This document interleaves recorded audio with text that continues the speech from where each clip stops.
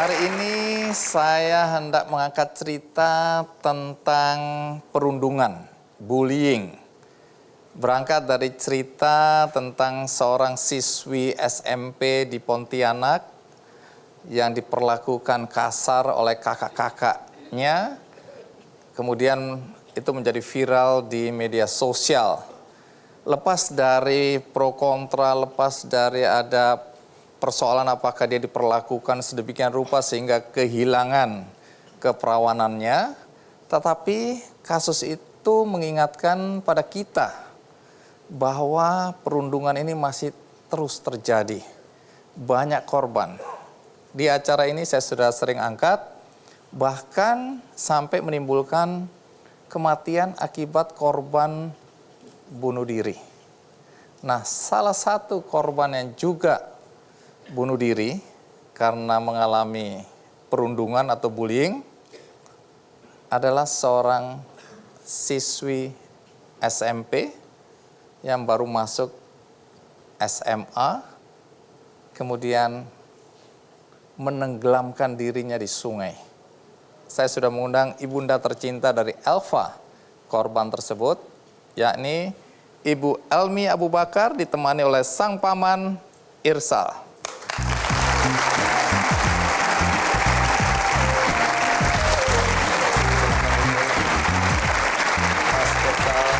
Terima kasih, silakan duduk. Jadi Bu Elmi dan Mas Irsal berasal dari Riau, Bangkinang. Bangkinang. Jadi apa betul anak Ibu, Elva, Ya, itu bunuh diri karena diolok-olok oleh teman-temannya? iya, Kejadiannya di mana itu, Bu? di sekolah. Oke. Terus kapan itu? Bulan 7. Tahun berapa? 2017. Oke, jadi 2 tahun yang lalu ya? Iya, Jadi Elva waktu itu umur berapa ya? 15,5. Kelas berapa? Baru masuk SMA. Jadi Elva ini anak Ibu yang keberapa? Pertama, Punya berapa adik dia? 2. Jadi betul, Elva ini sengaja menenggelamkan dirinya di sungai. Iya, Sungai apa? Sungai Kampar. Tentu kita semua ingin tahu apa yang terjadi pada Elva ya. Kita lihat dulu liputan berikut ini. Jadi semasa hidup, Elva ini sifatnya seperti apa? Ceria, pendiam. Ceria, Pak. Jadi sehari-hari bukan anak yang pendiam atau pemurung. Enggak ada. Lalu prestasi belajarnya bagaimana? Anak pintar dia sekolah, Pak. Bahkan dengar-dengar waktu masuk SMA itu tidak melalui tes tapi diundang ya, Siswa undangan. karena nilainya bagus. Itu SMA favorit atau? Iya, SMA favorit. Jadi udah berapa bulan mengikuti pelajaran di SMA sebelum akhirnya memilih bunuh diri? 1 bulan, Pak. Nah tadi kan di dalam berita disebutkan Elva diolok-olok Iya, oleh teman-temannya karena miskin. iya, Jadi tadi Bapak bekerja sebagai kuli di pasar, Ibu di rumah tangga. pembantu rumah tangga. Nah soal ayahnya yang juga diolok-olok mengalami gangguan jiwa itu bagaimana? Iya, memang berobat rumah sakit jiwa ayahnya, Pak. Tapi sehari-hari perilaku ayah Udah sehat sekarang. pernah dirawat? Pernah Berapa lama? 1 bulan. Kalau Mas Irsal, apa yang Mas Irsal ingat dari Elva semasa hidupnya? Jadi kejadiannya seperti ini sebenarnya. Dari Madrasah Aliyah ada anak tuh tetangga, itu dia mengolok dari madrasah. Akhirnya Elva ini masuk ke SMA 1. Masuk SMA 1, 2 minggu pertama dia belajar, enak. Dia cerita sama ibunya kan. Dia senang. Senang, kawan-kawannya baik semua. Ternyata dia satu lokal lagi sama anak tetangga ini. Ya mungkin ekonominya nggak lebih baik lah, hampir sama lah kan. Tapi entah apa tujuan dia, dipitnah lah, dihina lah si Elva ini.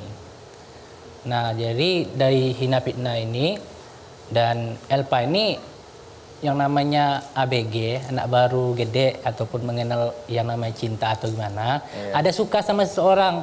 Jadi Setelah dia suka, langsunglah dihina. Jangan mau berteman sama dia, mau sama dia, ayahnya gila, dia tuh miskin, dia tuh ya, hitam, jelek, dia tuh anak tukang angkat atau apalah pokoknya itulah kan. Disitulah, makanya Elpa ini melawan dia. Ada rekamannya tuh. Siapa yang merekam? Elpa sendiri, jadi ceritanya gini, karena dia prestasi kan saya udah janjikan. Dia panggil sama saya, Paman, Elpa jadi masuk SMA 1. Mantap lah itu kata saya kan. Jadi mana janji Paman? Saya belikan handphone dia lah kan, handphone yang agak lebih lah gitu kan, ya bisa semuanya lah. Setelah merekam. Iya bisa merekam. Setelah itu nggak ada angin, nggak ada hujan, tiba-tiba malam jam 12 lebih, jam 12.30 lah, dia nelpon, Paman, Elpa nggak tahu sama siapa Elpa mau mengadu lagi. Teman-teman Elpa ini ngebully Elpa, menertawakan Elpa. Paman yang bisa Elpa andalkan katanya kan. Saya nggak yakin gitu ya, saya kira dia bilang gini aja lah Pak. Kalau benar kawan-kawan Elpa itu ngebully, Elpa rekam ya. Kan Paman udah kasih handphone tuh. Ya ternyata benar karena dia pintar dan cerdas kan. Jadi setiap dia sekolah masuk tuh, mulai dari belajar tuh, rekaman itu ada 3. Ada 48 menit, ada 27 menit, ada 12 menit. Ada kata-kata apa di situ yang mungkin membuat Elva merasa tertekan, depresi? Iya, sampai kakak kelasnya pun datang ke situ kan. Kakak kelasnya bilang, kalian apakan Elva ini? Nggak ada do katanya. Apa kalian gini kan, kenapa dia nangis? Kalian bully katanya, ada itu. Sampai nangis ada ya? Kata bully itu ada dari kakak kelas yang bela dia.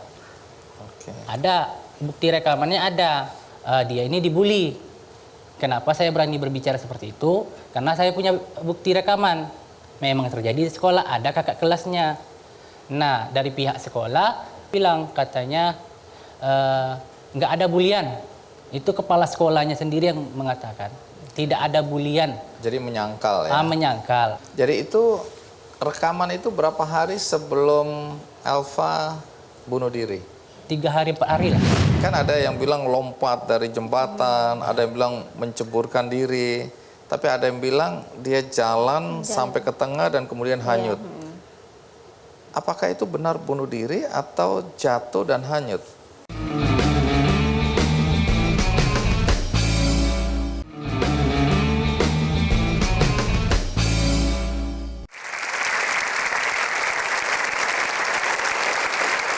Baik, kita lanjutkan lagi cerita tentang Elva ya, yang mengalami tekanan karena diolok-olok di sekolah, kemudian memutuskan bunuh diri dengan menenggelamkan diri di sungai.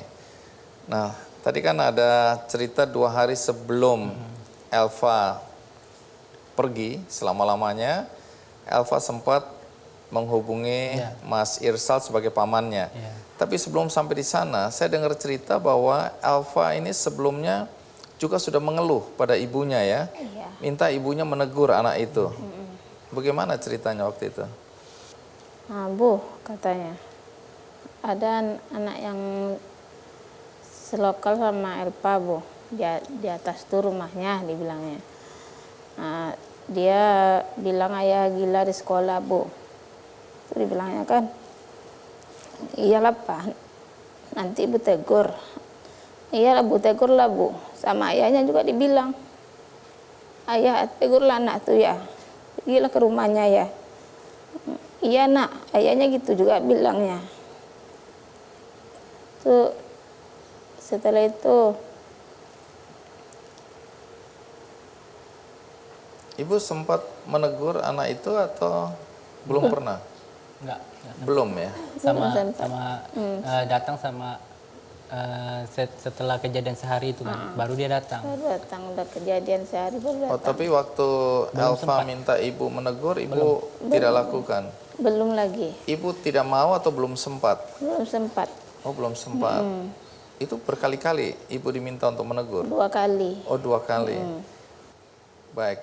Lalu 2 hari sebelum meninggal, nelpon Mas Irsal sebagai pamannya. Iya. Kan masih di Dumai ya? Masih di Dumai. Jadi lewat telepon? Lewat telepon. Jadi sesudah itu terjadilah ya? Terjadilah rencana saya 2 hari lagi mau pulang, memastikan ini. Terlambat? Terlambat. Dan yang saya kesalkan itu cuma satu, kenapa ketika dia nelpon itu, kenapa sih saya nggak langsung pulang? Padahal saya bisa pulang, cuman saya hanya ingin bukti. Memang waktu kejadian itu nggak ada bukti sama sekali.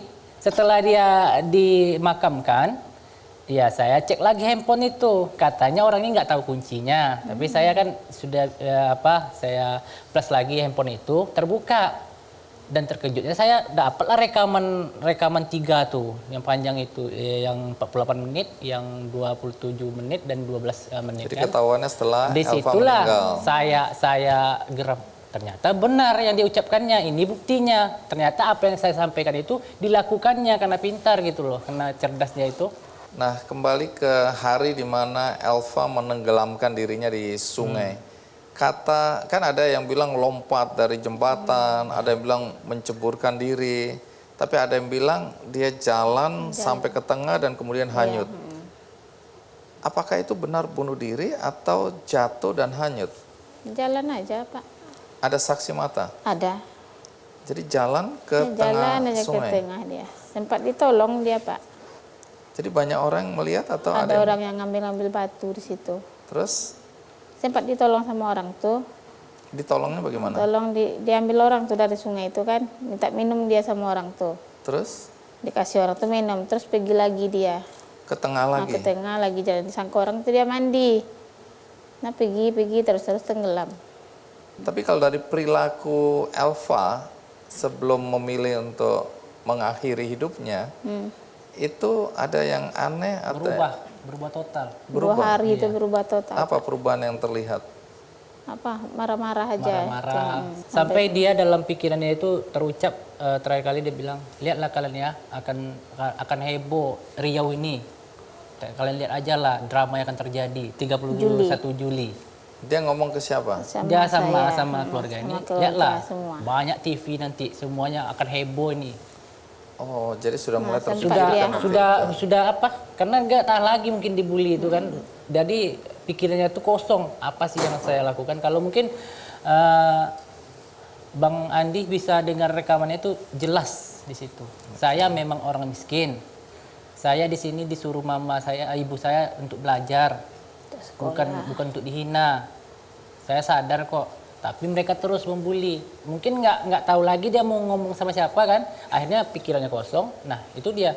Dan dia jalan ke Sungai Kampar itu bukan dia lagi gitu loh. Kalau kata orang ada kemasukan atau gimana gitu. Pikirannya kosong gitu. Karena ditegur dia nggak apa. Malah makin lari dia. Itu berapa lama kemudian jenazahnya ditemukan?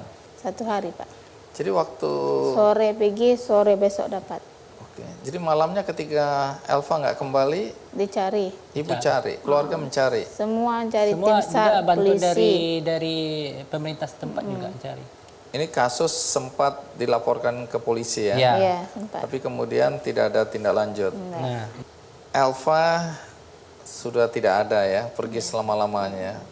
Kalau ditanya apakah ibu setelah 2 tahun ini atau hampir 2 tahun, itu masih punya ganjalan atau sudah mengikhlaskan kepergian Elva ini? Pergiannya udah diikhlaskan, Pak. Sudah bisa menerima kenyataan. Udah.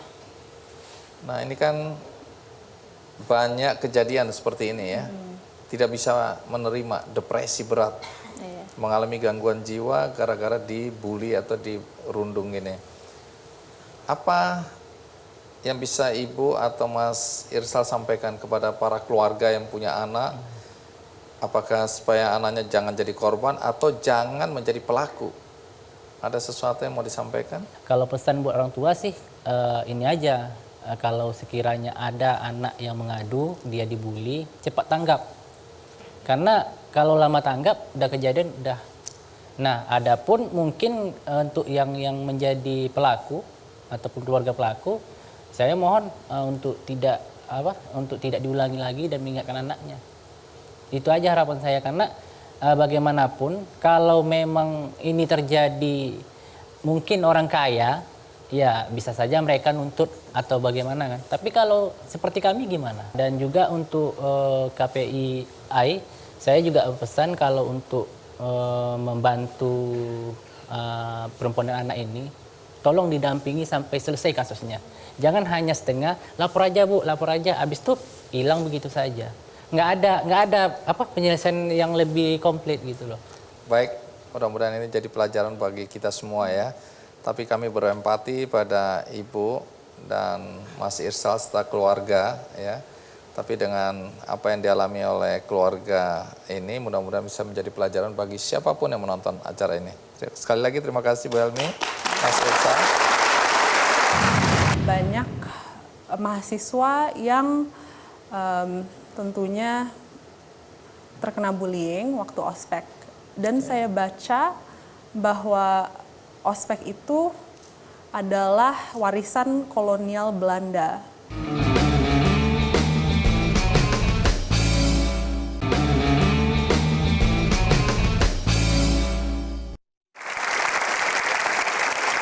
Masih soal perundungan atau bullying yang terjadi di mana-mana, seorang anak muda kemudian terpanggil, tergerak hatinya untuk membentuk sebuah komunitas yang dia namakan Sudah Dong.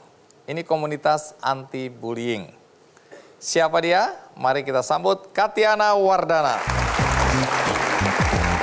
Apa kabar? Silakan duduk. Terima kasih.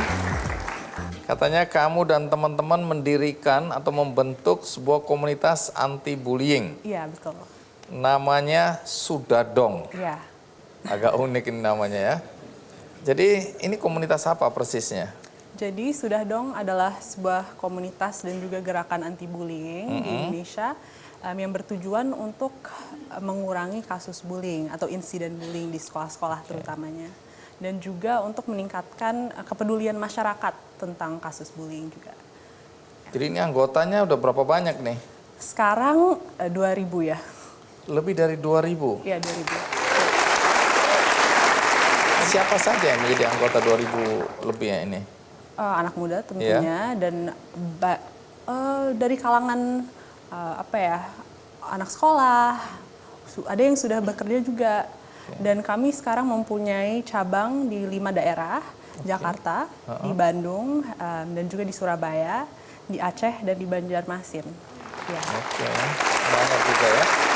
Nah ini kapan komunitas ini terbentuk?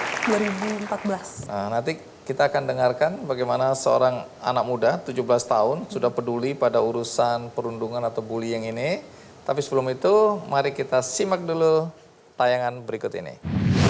Katiana, coba cerita bagaimana sampai terpikirkan, tergerak untuk mendirikan komunitas anti-bullying ini. Waktu itu saya melihat banyak kasus bullying yang diangkat di media sosial. Contohnya Bang Andi, saya melihat ada video yang diputar di beberapa media yang memperlihatkan anak perempuan menjadi sasaran pukulan dan juga tendangan rekan sekelasnya. Dan juga saya baca bahwa banyak berita tentang mahasiswa yang terkena bullying juga saat ospek. Ya. Dan juga ada sebuah cerita yang mungkin sedikit menyentuh dan menjadi inspirasi dari gerakan ini. Waktu saya SMA, saya bertemu dengan anak perempuan waktu saya melakukan Women's Empowerment Project di sekolah. Dan anak ini bercerita bahwa dia dibully oleh sekelompok kakak kelasnya. Dan dia juga pernah bilang bahwa dia tidak mau lagi ke sekolah karena dia takut. Dibully itu diapakan dia itu ya? Waktu itu dia tidak terlalu menjelaskan, mungkin wajar saja. Tapi dia merasa ketakutan untuk pergi ke sekolah? Iya. Untuk belajar. Padahal anak SD ini ya? Iya betul. Katiana sendiri pernah dibully nggak waktu kecil? Waktu kecil, jujur bullying yang parah mungkin tidak. Tetapi waktu SMA saya pernah terkena name calling. Saya dipanggil Miss Muscle. Mungkin waktu itu saya suka sekali berolahraga dan juga berenang. Dan mungkin saya kelihatan lebih berotot daripada berotot gitu ya. Anak perempuan. Padahal sekarang ini semua perempuan kepengen berotot ya. Ya, jadi waktu itu mungkin saya abaikan. Tetapi juga saya lebih aware terhadap fisik saya atau penampilan saya. Tetapi sekarang saya bisa, I can laugh about it now. Karena saya I found strength in that name. Oke, justru Karena ada girls can also kekuatan be di situ strong. ya. Yeah. Oke, kembali ke urusan komunitas ini ya. Yeah. Jadi kegiatannya apa aja ini? Nih. Jadi kami mempunyai 3 program, edukasi, advokasi korban bullying, dan pembentukan komunitas. Oke, edukasi itu apa yang dilakukan? Jadi kami punya inisiatif Sudah Dong Goes to School, di mana kami pergi ke sekolah untuk memberikan presentasi dan juga pernah membuat talk show, seminar. Kami sudah mengunjungi 42 sekolah, 12 universitas, dan melakukan 100 talk show. Dan kami juga pernah melaunch buku panduan anti-bullying. Buku panduan anti-bullying. Iya, betul. Oke, menarik gitu ya. Yang disupport Oh, KPAI ini sudah ya, ada ini ya. dan UNICEF juga. Oke, nanti pernah. cerita tentang ini ya. Ya. Nah, kemudian kalau dilihat apa permasalahan yang sering ditemui selama komunitas ini melakukan kegiatan? Tentunya tren bullying itu banyak di kalangan sekolah. Dan kami temui banyak mahasiswa yang tentunya terkena bullying waktu ospek. Dan saya baca bahwa ospek itu adalah warisan kolonial Belanda sejak tahun 1898. Dan belakangan banyak menimbulkan korban ya, Ya. karena sudah fisik, kekerasan bukan cuma verbal tapi udah fisik gitu ya. Ya. Kalau dalam pelayanan tanda kutip untuk mengatasi atau mencegah bullying terjadi, itu di online apa yang disampaikan? Kalau online, kami di website kami ada bagian di mana masyarakat, publik itu bisa bercerita Bercerita tentang pengalaman mereka. tulisan atau ngomong? Tulisan. Oh, tulisan. Terus ditanggapin itu? Ya, ditanggapin. Siapa yang menanggapi? Volunteer sudah dong. Oke. Ya. Menanggapi itu sebagai expert atau untuk teman ngobrol? Tentunya sebagai teman ngobrol. Oh, supaya tadi ya, kadang-kadang anak-anak ini membutuhkan perhatian juga, membutuhkan teman ngobrol, karena dia nggak tahu harus lapor atau ngobrol ke siapa ya, mengadu ke siapa. Jadi ditemani itu. Dan ditemani, dan kami juga menindaklanjuti, memberikan informasi lanjut, di mana mereka bisa menghubungkan psikolog, dan lain. Ini yang curhat atau mengadu di website ini biasanya siapa? Anak muda sih yang korban bullying. Jadi pernah ada seseorang perempuan atau anak perempuan yang mengadu di website kami. Dia bilang dia pernah dibully saat dia umur 12 tahun. Diapakan dia? Sepatunya dimasukkan ke tong sampah dan diejek oleh teman sekelasnya. Dan dari sini dia bergabung di dalam Sudah Dong dan menjadi volunteer aktif. Oh, jadi korban yang kemudian bergabung Iya, ya, betul. terpanggil untuk membantu sesama korban. Iya. Itu dibully oleh teman-temannya, dia udah nggak tahan. Dia bilang sama bapaknya, Pak, Evi mau pindah aja ke kampung, pulang ikut neneknya. Terus bapaknya bilang, udahlah tahan sebentar lagi, karena bapaknya masih sibuk dagangan. Ya. Bapaknya merencanakan sebentar lagi akan membawa Evi pulang ke kampung halaman. Terlambat. Satu hari dia pulang ke rumah, dia lihat Evi sudah gantung diri.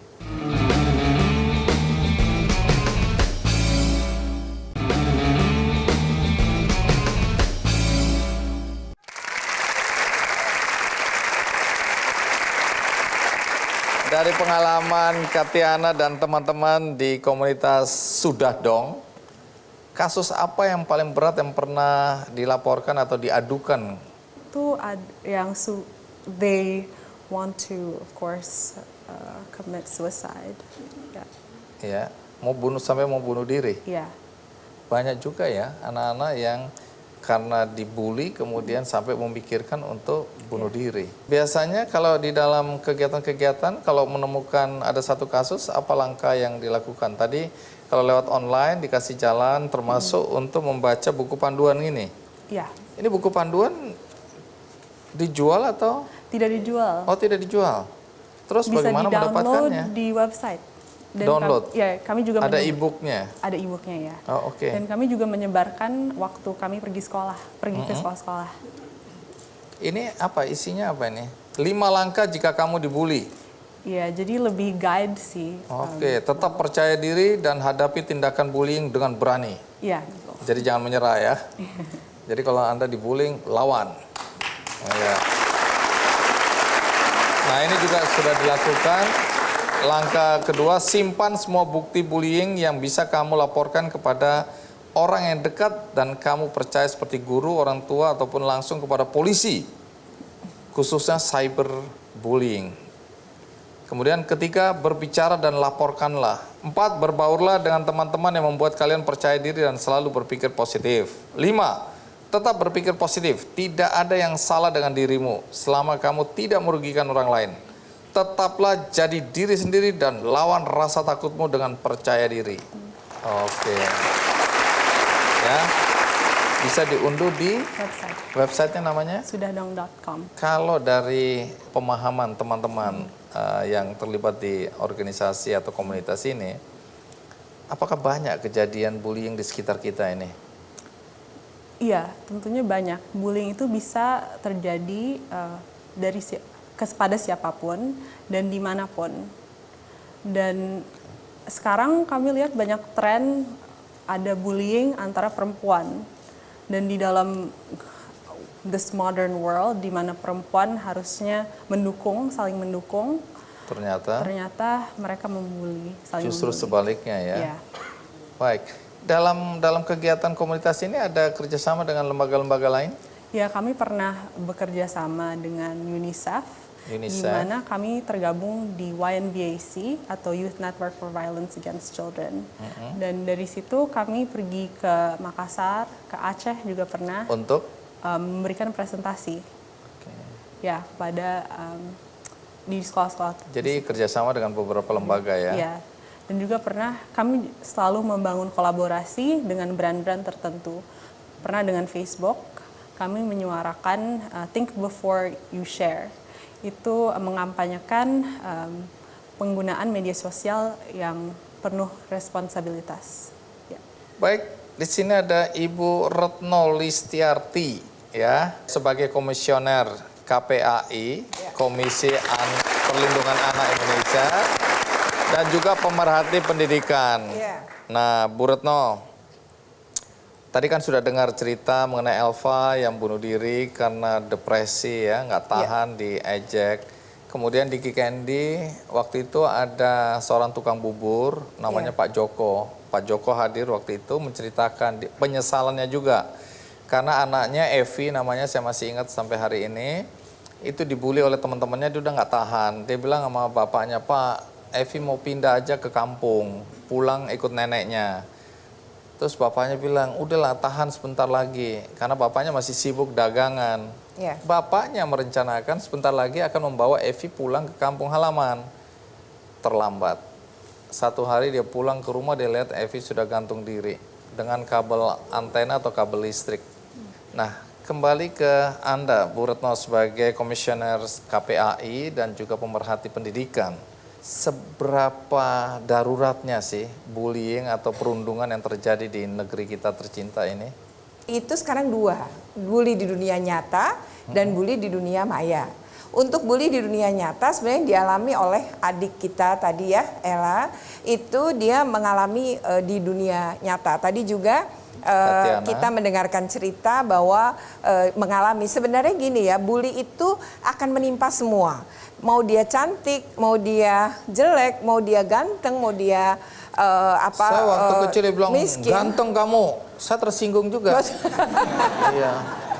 Mau miskin, mau kaya, sebenarnya bully itu akan menimpa semua orang. Jadi artinya ketika Sudahdong mengkampanyekan stop bullying itu sangat luar biasa. Karena korban bully itu sangat tinggi. Nah sekarang sebenarnya ketika kita melihat terjadi bully, baik itu pelaku, saksi, ya, korban, itu semua sebenarnya tersakiti. Jadi bully adalah satu tindakan yang sebenarnya menyakiti, mempermalukan, merendahkan seseorang yang dilakukan oleh satu orang atau kelompok orang. Biasanya ini berulang. Dan biasanya relasinya tidak seimbang antara pembuli dengan yang dibuli. Dan umumnya tindakan ini dua. Pertama adalah tindakan kekerasan fisik. Bisa memukul, menendang, mendorong, menampar, dan lain-lain. Yang kedua bisa dalam bentuk yaitu kekerasan psikis atau verbal tadi yang diceritakan. Misalnya memaki, menghina, membentak-bentak, yaitu bisa dalam bentuk verbal. Jadi bully itu sebenarnya ngukur kita dibully atau tidak adalah korban. Jadi ketika kita bilang digituin aja kok, Iya, kok cengeng marah, gitu, kok gitu aja marah, tersinggung. emosi, tersinggung. Saya dibilang gituin botak sering ngambek. tersinggung. Botak Tersinggung. loh.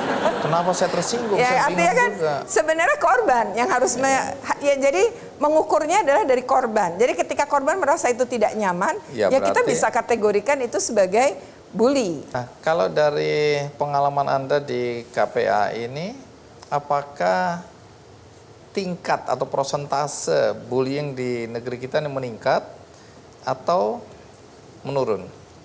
Sebenarnya angkanya ya fluktuatif ya, tetapi kalau cyberbully meningkat. Jadi kalau Apa pengertian itu cyberbully ini? jadi pembulian istilahnya ngata-ngatain tadi itu Ngata-ngatain pindah di ke media dunia maya. sosial. Ya, misalnya paling sering itu ya anak foto di media sosial. Terus karena efek kamera tampak ada bagian yang kelam, kelihatan lebih gelap. Lalu mulai dengan ejekan. Belang. Nah, kalimat itu kemudian ditambahin oleh teman-teman yang lain. Terus jadi percakapan lama-lama penghinaan dan tertawa-tawa. Nah, kita menganggap itu bercanda, jari kita itu bercanda. Tapi yang diejek seperti itu merasa sangat sakit hati. Yang lebih ini adalah dia korban-korban cyberbully mengatakan, menurut mereka sepanjang pengalamannya mereka lebih sakit pada cyberbully. Karena satu, saya nggak bisa ngelawan. Kedua, itu susah dihapus dan itu dibaca banyak orang. Kalau saya dibully dengan satu kelompok di sekolah saya, itu Ya, hanya cuma kita yang segitu. tahu. Ya. Dan yang ketiga adalah orang yang memaki-maki, mengejek-ngejek saya itu tidak mengenal siapa saya. Sehingga ketika saya mencoba membela diri Nggak pun bisa tidak membela bisa. diri ya. Ya, sehingga memang jauh lebih sakit. Dan orang dewasa di sekitar kita, di pengguna media sosial, itu mencontohkan kepada anak-anak kita yang buruk. Memaki, menghina, mencaci, ya itu kerap menjadi tontonan kita sehari-hari pada media sosial. Nah, tapi kalau dari pengalaman Anda pribadi, faktor apa yang menyebabkan pelaku ini melakukan kegiatan perundungan ini? Apakah ada faktor nilai-nilai dalam keluarga atau lingkungan atau apa? Ya, kerap kali kita menyalahkan sekolah ya jika terjadi hal-hal semacam ini. Tapi sebenarnya sekolah tidak berdiri sendiri. Bahwa sekolah punya andil, iya. Tetapi sesungguhnya seorang anak itu pembangunan karakter seorang anak. Jadi seorang pembuli atau anak-anak agresif itu umumnya dia dibesarkan dengan pola asuh yang juga salah. Dia pola asuhnya negatif sehingga dia tuh belajar kalau salah dimaki, kalau salah dicaci dihina, kalau kemudian berbuat kekeliruan dipukul. Jadi dia belajar bahwa begitulah memperlakukan orang lain. Nah, ketika dia mulai memasuki dunia sekolah, dia melakukan apa yang dia terima di rumahnya. Nah, ini kemudian dia jadi pembuli. Jadi sebagian besar pembuli kalau berdasarkan pengalaman, misalnya saya menjadi guru dan kepala sekolah, mereka adalah orang-orang yang sebenarnya punya masalah di dalam keluarga. Yang kedua adalah itu pembulinya. Bagaimana dengan orang-orang yang dibuli? Orang-orang yang dibuli pun mengalami problem dalam pola pengasuhan. Artinya hidup ini berat, hidup ini memang tidak ringan, banyak tantangan. Dan itu kejam. Jadi kita harus kuat menghadapi hidup ini. Papa mama tidak akan selalu ada bersama kamu dan tidak selalu bisa membela kamu. Jadi kamu harus hadapi hidup ini. Nah, itu dimulai dari ketika anak kita masih kecil. Jadi konsep bahwa bicara, kalau kamu diapa-apain bicara, lawan kalau kamu dibully. Karena ketika kita melawan, orang itu nggak akan ngulangin. Tapi ketika kita diam, orang itu akan mengulangi, apalagi ketika kita ketakutan. Iya, itu terus akan diulangi dan ngulanginya itu bisa naik tingkatnya. Jadi memang pertama adalah tadi betul langkah tadi, bicara, harus berani bicara. Nah, betul, itu sangat penting. Yang kedua, kalau udah bicara, orang-orang dewasa di sekitar harus mau mendengarkan dan menangkap itu, memiliki kepekaan. Kayak misalnya gini, anak ini biasa riang, kenapa ya kok sekarang murung. Kenapa mengurung diri di kamar? Itu bisa jadi dia korban bully. Atau misalnya guru harusnya juga punya kepekaan. Misalnya anak ini kenapa ya nilainya kok turun terus? Padahal dia dulu pintar. Nah itu sebenarnya pasti ada indikasi terjadi sesuatu pada dirinya. Iya. Nah, kembali ke Katiana. Katiana, di luar sana banyak anak-anak muda seumur kamu. Kamu umurnya berapa ya sekarang? 22. 22, masih muda.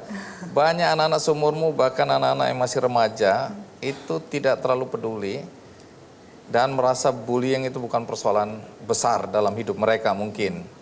Nah, bisakah ada sesuatu yang kamu sampaikan kepada teman-teman seusiamu? Mungkin melalui Sudah Dong, saya ingin memotivasi anak muda di rumah untuk bergerak, untuk memperjuangkan apa yang mereka kira itu benar. Dan kalau jika kalian melihat aksi bullying, berbicaralah. Jangan jadi bystander, tapi jadi upstander. Mereka yang peduli terhadap kalau ada bullying terjadi di lingkungan mereka. Oke, terima kasih Katiana. Luar biasa. Saya tetap diam saja karena saya kalau ngelawan nanti banyak kejadian di sana itu mesti gurunya yang salah. Kalau mukul sedikit dampaknya guru pasti salah itu.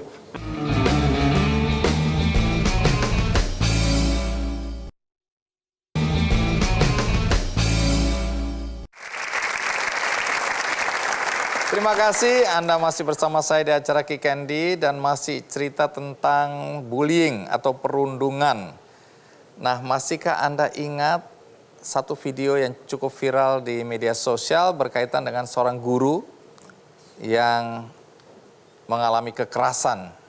Pelakunya adalah seorang murid SMP.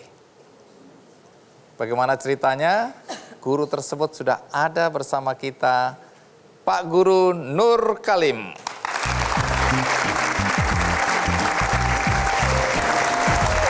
Iya, terima kasih sudah mau hadir ya. Silakan duduk. Anda guru di mana? Saya ngajar di SMP PGRI Wringinanom. Sebagai guru apa? Guru IPS. Bagi Anda yang belum pernah melihat video kekerasan yang dialami oleh Pak Nur Kalim, saya putar ya. Dan kita akan lanjutkan nanti apa yang terjadi pada Anda setelah menonton tayangan berikut ini. Jadi yang di video itu betul murid Anda? Iya, murid saya. Murid SMP? Iya, murid SMP. SMP kelas berapa itu? Kelas 3, kelas 9. Dan Anda tahu nggak waktu itu direkam? Nggak tahu, Pak. Anda diapakan itu? Kekerasan apa yang Anda alami? Itu hanya, gini aja, Pak. Pegang kerah Ya, gitu pegang ya? kerah, ya. Ini dalam keadaan anak itu mabuk kah atau sehat-sehat kah, waras kah? Itu habis ngopi anaknya itu. Habis ngopi? Iya, pagi itu sudah datang anaknya sebenarnya itu. Sudah ke sekolah? Iya, saya kan datang di sekolah itu kan 6:30. Nah, 6:30 itu anaknya sudah datang. Terus? Yang ngantar adiknya di SD. Kemudian kan anak-anak yang sudah datang itu, Iya. adik kelasnya yang kelas 7, 8 itu diajak ke ngopian gitu loh. Oh, ayo ngopi, Nah, bolos saja gitu. Iya. Loh. Nah, kemudian saya biarkan belum jam 7 mungkin kalau memang niat sekolah akan kembali anak tersebut. Nah, sampai jam 7, setengah 8 itu saya lihat loh anak-anak kok enggak ada yang kembali ada yang enggak ini. Nah itu setengah 8 saya disuruh bapak kepala sekolah ambil foto. Kemarin minggu sebelumnya itu foto untuk ijazah sama kelas 7 rapot. Nah itu saya disuruh ngambil di depannya SMP 1 Wringinanom itu di jalan raya. Tetapi saya tidak memilih untuk lewat jalan raya. Memilih gangnya sekolahan atau desa itu Pak. Entah kenapa saya tanya, loh ini pedanya anak-anak tertata parkir rapi seperti itu. Di mana? Di warung kopi. Warung kopinya itu loh masih tutup Pak. Oh, oke. Oh, masih tutup warungnya? Iya, warung kopinya Tapi masih tutup. sudah ada anak-anak di dalam. Nah itu saya dor-dor itu. Kan orangnya masih tidur juga. Itu jendelanya dulu saya dor-dor. Keluar, kamu di dalam yang ngono. Ada satu yang keluar, ngapain Mbak Ngono? Loh jam berapa ini kok di sini? waktunya masuk pelajaran, kalau nggak kembali ke sekolah panggilan orang tua semua gitu. Terus? Itu kembali ke sekolahan itu saya tahu anak-anak mungkin tidak terima, lagi asik-asik ngopi, kemudian saya ganggu kan. Nah, Wih. yang mungkin Jadi guru mengingatkan murid untuk masuk sekolah itu dianggap mengganggu ya ya. mungkin saking Oke. enaknya ngopi mungkin. Jadi Anda udah lihat bahwa mereka sebenarnya nggak senang itu ya? Iya sudah marah wis cerita ke adik-adik kelasnya gitu loh. Sampai jam 8 itu saya disuruh masuk, langsung bapak kepala sekolah juga menyuruh masuk. Itu baru itu ternyata di dalam kelas semakin Suasana marah ya, makin semakin panas. panas ternyata. Ya itu ada anak yang satu ya itu yang Murid yang satu itu yang di video tadi. Iya, itu kan anak-anak kan sering kalau sudah marah, ditepok gitu lah. Ayo. Oh malah dipanas-panasin Iya, gitu. dipanas-panasin sama. Jadi kan mungkin anaknya pingin caper atau itu ya. Jadi Caper ya apa? caper itu cari perhatian gitu. Oh lah. cari perhatian. Mungkin ada sesuatu, Iya, ada iya. ceweknya atau gitu ya. Jadi ingin menunjukkan mungkin jadi Bagas sekali. langsung naik ke atas itu. Ada naik ke atas juga ada naik ke atas bangku itu saya turun langsungan. Nggak tahu ternyata bawa rokok. Mungkin ya sisa-sisa di warung kopi tadi. Oh masih merokok? Iya, Terus? ya saya minta mana rokoknya ngono. Nggak mau, kemudian ya itu tambah nantang gitu. Nah, saya biarkan, saya diam saja itu. Dia ngomel, saya biarkan. Anda membiarkan dia berlaku kasar seperti itu? Ya, saya tetap diam saja karena saya kalau ngelawan nanti banyak kejadian di sana itu mesti gurunya yang salah. Kalau mukul sedikit dampaknya guru pasti salah itu. Nah, jadi saya berpikiran, biarkan saya diam dulu sampai mungkin saya diberi kesempatan untuk berbicara kepada anak-anak. Belumnya itu ada itu yang di Sidoarjo itu kan sampai save guru. Nah, jadi saya berpikiran saya harus diam dulu menahan emosi saya. Itu aslinya Pak di dalam hati, waduh itu panas memang tapi memang saya tahan itu. Oke, karena Anda ingat kalau Anda Sedikit bertindak kasar itu. biasanya guru yang disalahkan. Iya, guru yang disalahkan. Banyak kan mesti kita itu kalah sama biasanya itu perlindungan anak. Pasti itu hadir kemarin juga pada waktu pas diproses itu perlindungan anak langsung ke situ, dampingi siswa. Jadi Perlindungan guru nggak ada ya? perlindungan anak dan perempuan biasanya, Pak. Setelah video itu diunggah, ya, kemudian orang ribut juga membicarakan masalah ini ya. Iya. Dan karena Anda tidak melawan itu, kelihatannya sekarang suara orang itu lebih banyak membela Anda ya. Iya. Lalu apa yang terjadi setelah itu? Itu habis kejadian itu orang desa Pak, Ruame. Ya, orang desa itu Ruame rame ya, gitu ya. ke rumah saya. Kan Iki wong Surabaya iki, wong Gresik iki. Iya. Ruame pokoknya ya. ke rumah saya itu banyak sekali langsung perangkat desa. Ngapain ke rumah Anda? Ya memang tahu kejadian itu ada orang desa Pak Polo ke rumah. Pak Nur, ini betul kejadian di sekolah Pandan ini memang sampean? Iya Pak, memang. Tapi memang kemarin itu kejadiannya kan seminggu Pak itu yang baru viral itu seminggu ya. Oke, Nah, nggak jadi terima nih orang-orang desa nggak desa terima. nggak terima. Banyak yang dikunjungi diparani ya. Langsungan Pak Polo, jangan biar diselesaikan ke Polsek. Jadi hari Sabtu saya diseret ke Polsek itu. Diseret. Ya, diantar Pak Polo. Katanya saya kan Ustaz Pak itu sudah damai Pak, memang sudah dipanggil orang tuanya hari Jumat. Tapi jadi kejadiannya hari apa? Hari Sabtu. Hari Sabtu. Hari Sabtu langsungan berpulang itu baru wali kelasnya hari Kamis. Hari Kamis itu wali kelasnya malam. Jam 8 itu WA saya. Pak, minta maaf atas kelakuan anak saya. Saya balas, iya gitu saja. Langsungan hari Kamis paginya saya ditelepon kepala sekolah.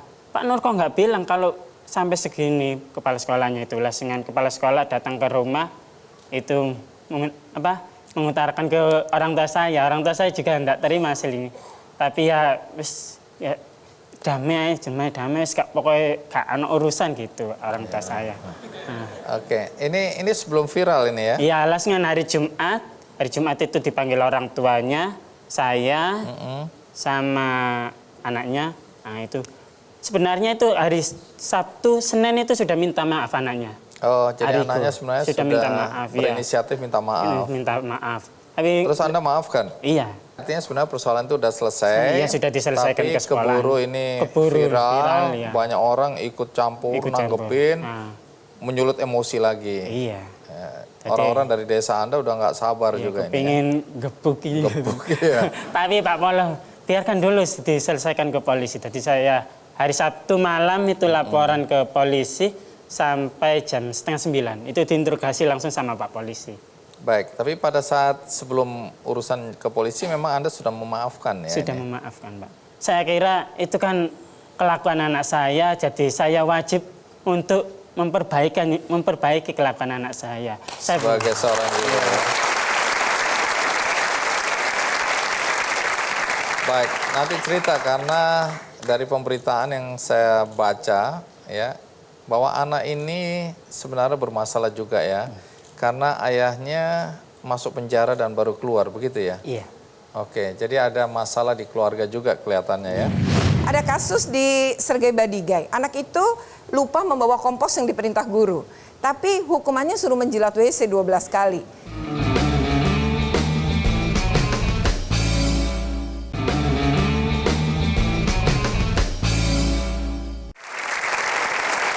Ya, Pak Kalim, apa betul dengar-dengar ayahnya masuk penjara? Iya. Memang pada waktu di penjara itu orang tuanya bilang, baru saja 2 bulan keluar, ada masalah lagi gitu. Jadi orang tuanya aja mengeluh itu ya? Iya. Dia tinggal sama ibunya? Iya. Kalau dilihat dari track record atau perjalanan atau riwayat hidup anak ini, apa saja kenakalan-kenakalan yang selama ini dia lakukan? Itu biasanya pada waktu upacara siswa yang lain itu tegap dengan hikmat itu kadang itu ada aja yang apa ya willy koncon iya gitu. Pada waktu di kelas juga kadang biasanya juga ganggu temannya.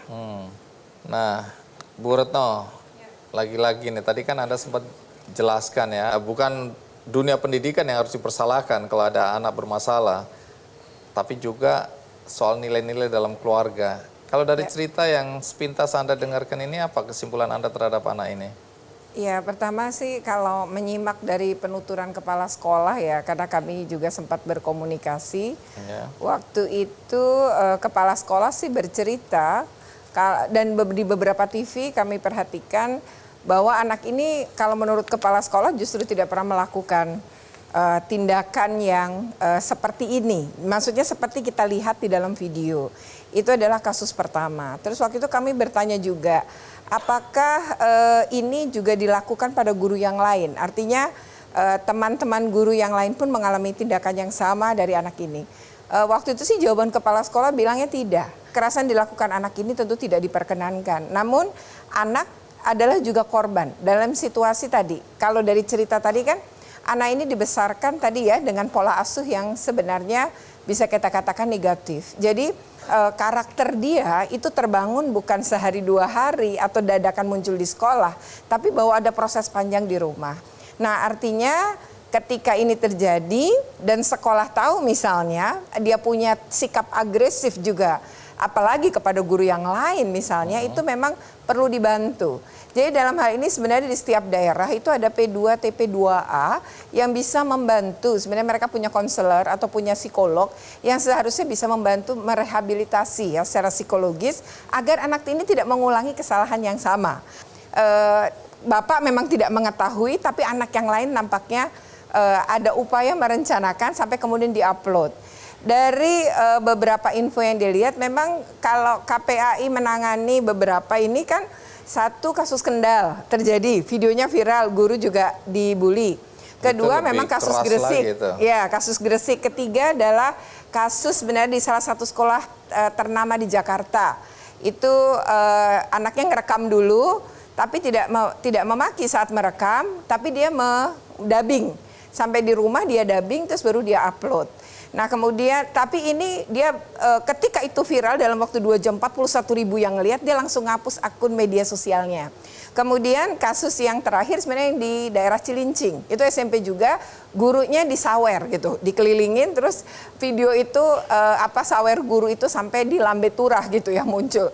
Nah itu semua menunjukkan ternyata pas kami mendalami, pertama adalah anak itu memang tidak melakukan tindakan yang sama seperti di video, maksudnya berulang-ulang. Tidak, itu adalah kejadian pertama. Kedua, rata-rata anak itu iseng.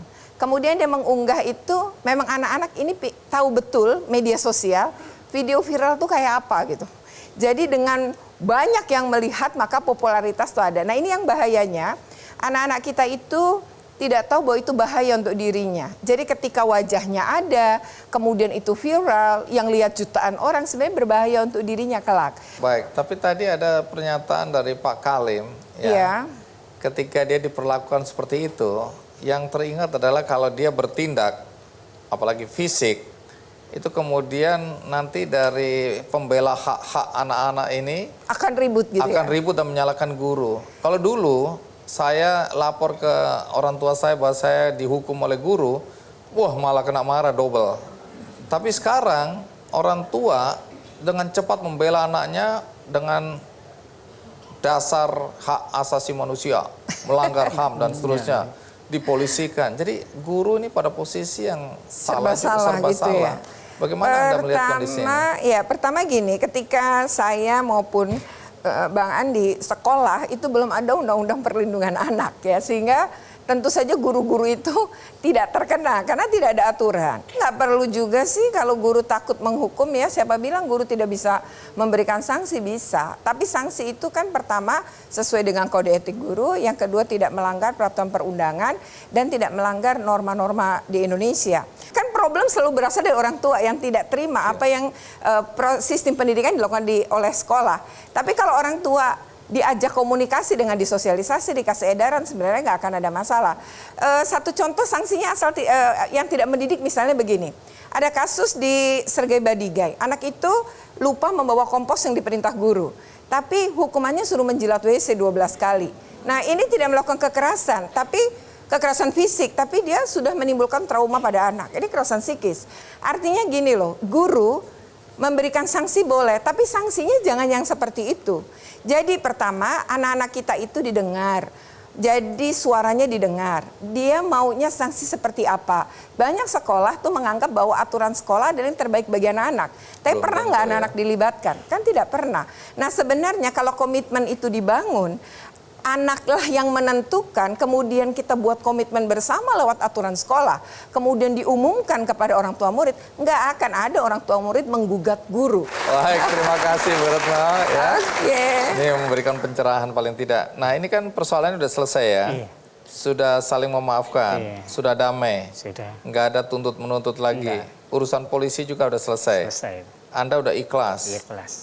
Karena niat Anda juga mau mendidik ya. Iya. Apa yang sudah terjadi Anda bisa terima, tapi ke depan Anda ingin agar anak ini menjadi lebih baik. Iya. Ya, Anda kan pernah mengalami dikasari atau dilecehkan oleh murid. Saya yakin banyak juga guru-guru yang mengalami hal yang sama. Kepada guru-guru, apa pesan Anda kalau mereka mengalami seperti apa yang Anda alami? Dari guru-guru tetap sabar mendidik anak-anak kita, itu tetap juga anak-anak saya. Jadi saya meskipun itu kelakuannya anak saya, tetap itu harus saya didik dengan ikhlas sepenuh hati. Saya banyak.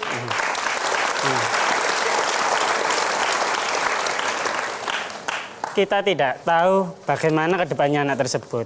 Banyak kadang itu anak yang paling nakal di sekolahan bisa jadi TNI. Ada itu teman saya yang waktu MA itu kerjaannya tidur aja, sekarang jadi TNI. Nah, itu kan nggak tahu kita. Sukses lah ya. Sukses lah.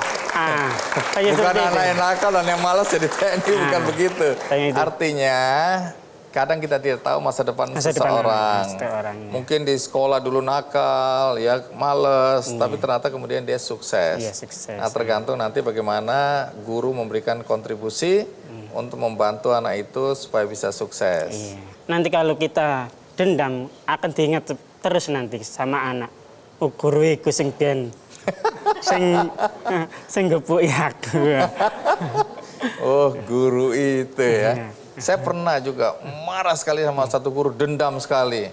Tapi belakangan saya sadar bahwa gara-gara dia memperlakukan saya seperti itu, sehingga saya bisa berhasil. Jadi apa yang dilakukan guru belum tentu hal yang buruk ya.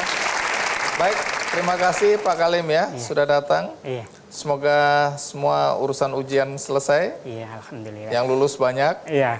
dan Anda tidak bertemu lagi dengan anak-anak yang bermasalah ya. Baik, terima kasih ya Pak Kalim.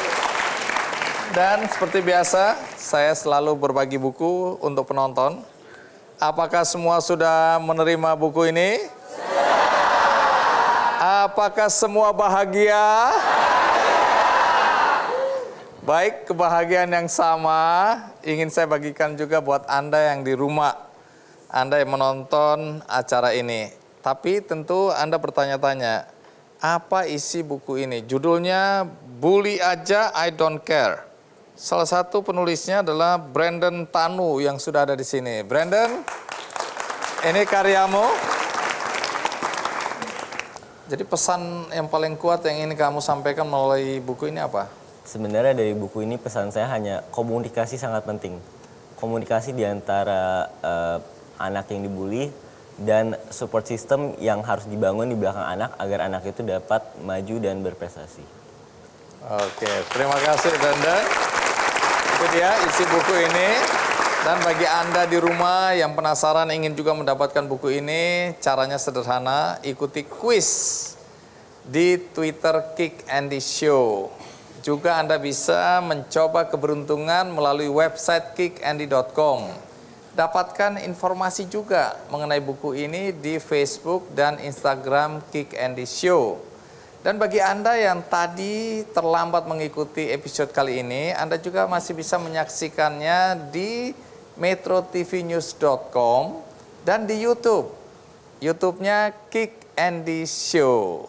Akhir kata, semoga episode kali ini bisa menginspirasi kita semua yang menontonnya dan jangan lagi terjadi bullying bahkan sampai menimbulkan korban jiwa. Sampai jumpa.